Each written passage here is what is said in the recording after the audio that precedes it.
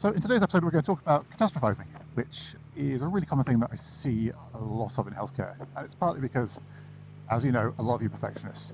And being a perfectionist is fantastic for many things, but when it comes to making consistent progress around a difficult work-life balance in general, it comes from working in healthcare, perfectionism can be your downfall, because you miss a training session, or you miss eating a perfect meal, or you end up having some treats or snacks that maybe were more calories than you were hoping to consume today.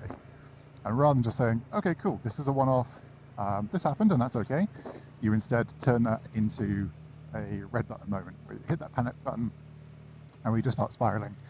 And what was maybe one bad meal is now a bad day or a bad week or a bad month. And that's a habit we really want to try and squeeze out of, because it makes such an impact on your progress longer term and consistency overall. We want to really avoid getting into that cycle of yo-yoing and red button moments. Some useful frames to tell yourself in those moments can be thinking, okay, we are what we do 90% of the time. And if you're being fairly consistent 90% of the time, you'll be absolutely fine.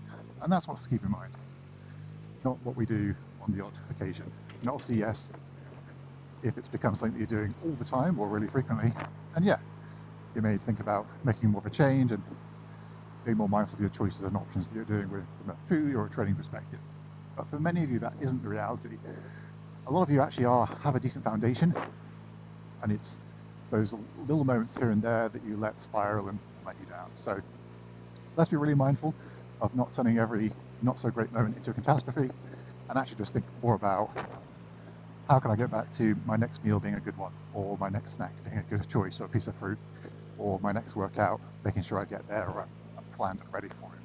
That'll make a big difference for you overall, and will help you progress long term.